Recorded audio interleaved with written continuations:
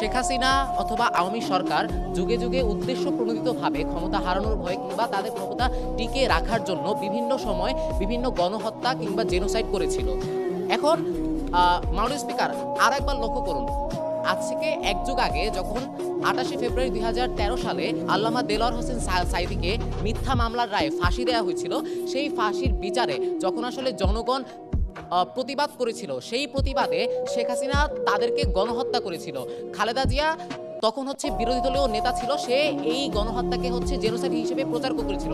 তার মানে আপনাকে বুঝতে হবে যে খালেদা জিয়া তথা বিএনপি যখন তারা বিরোধী দলীয় দল ছিল, তারা জামাতের পক্ষে ছিল। তার মানে জামাত এবং বিএনপি মিলে তখন আসলে একটা বড় পাওয়ার হোল্ড করত, এবং এই ভয়ের কারণেই পরবর্তীতে আওয়ামী লীগ ক্ষমতা হারানোর ভয়ে এই বিষয়টি ধামাচাপা দেওয়ার চেষ্টা করে। দ্বিতীয়ত, যুগে যুগে আওয়ামী সরকার অনেকবার চেষ্টা করে তাদেরকে যারা আসলে তাদের বিপক্ষে ভয়েস রেজ করে বা তাদের বিপক্ষে কথা বলে, সেই মানুষগুলোকে মেরে ফেলার, সেই মানুষগুলোকে তারা গণহত্যার মাধ্যমে আটকে দিতে চায়। আরও একটা জিনিস লক্ষ্য করুন, হত্যাকাণ্ড করা হয়েছিল আপনার ক্ষমতা হারানোর ভয়ে, কিন্তু পরবর্তীতে আপনার হত্যাকাণ্ড নিয়ে যেই সব জিনিসগুলো প্রচার করা হয়, ওই জিনিসগুলো প্রচার করা হয়েছে এই হত্যাকাণ্ডকে বৈধতা দেবার জন্য।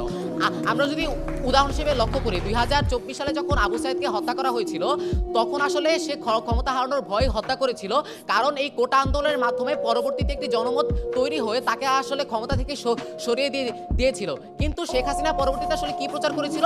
শেখ হাসিনা পরবর্তীতে প্রচার করেছিল এটি জামাত ইসলামীর দ্বারা সংগঠিত একটি গণহত্যা। তার মানে আপনার যেই গণহত্যাগুলো আদিকাল থেকে হয়ে আসতেছে, ওই গণহত্যাগুলো আসলে ক্ষমতা হারানোর ভয়ে করা হয়েছিল, কিন্তু আপনার পরবর্তীতে যেই সব কথাবার্তা বলার চেষ্টা করে তারা বা জঙ্গির কথা বলে, সেগুলোকে বৈধতা দেবার জন্য করা হয়েছিল। এখন আপনার একটা জিনিস বোঝা খুব বেশি গুরুত্বপূর্ণ, কেন আসলে হেফাজতে ইসলাম ওই সময়টাতে রাজনৈতিক পটভূমিতে খুব বেশি গুরুত্বপূর্ণ একটি জায়গা দখল করেছিল। আপনাকে একটা জিনিস বুঝতে হবে যে যখন হেফাজতে ইসলামী আসলে আন্দোলনরত ছিল, তখন তারা ঢাকার 6টি প্রবেশ মুখ দখল করেছিল। তাদের পক্ষে ছিল জামাত, বিএনপি কিংবা আপনার বড় বড় রাজনৈতিক দলগুলো। আওয়ামী লীগ তখন আসলে এই সংখ্যাটাই করেছিল, যদি তারা এই 3-4টা বড় বড় রাজনৈতিক দল যদি একত্রিত হয়ে যায়, তাহলে এটা আমার জন্য ভবিষ্যতে বিপদ।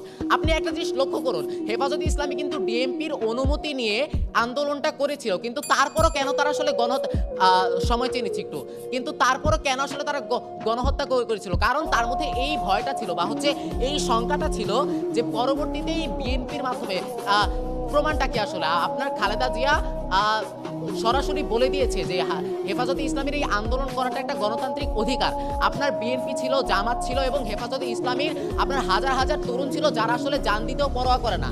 তার মানে এত জনমত ছিল বা আইডিওলজি ছিল, এদের কারণে শেখ হাসিনার মনে একটি শঙ্কা বা ভীতি তো তৈরি হয়েছিল যে এরা আমাকে ভবিষ্যতে ক্ষমতা থেকে নামিয়ে দিতে পারে, যেমনটি হয়েছে আপনার 24-এর বিপ্লবে। 24-এ কোটা আন্দোলনের শুরুতে শুরু হয়েছিল, কিন্তু পরবর্তীতে সেটি গণ আন্দোলনের রূপ নিয়ে আপনার ক্ষমতা থেকে সরিয়ে ফেলে শেখ হাসিনাকে। তার মানে হাসিনা হেফাজতে ইসলামকে ভয় পাওয়ার কারণে বা ওই ভীতির জায়গা থেকে সে গণহত্যাগুলো করে। সুতরাং আজকের সংসদে দাবি জানাচ্ছি বিষয়টি গৃহীত হবার মতো। ধন্যবাদ।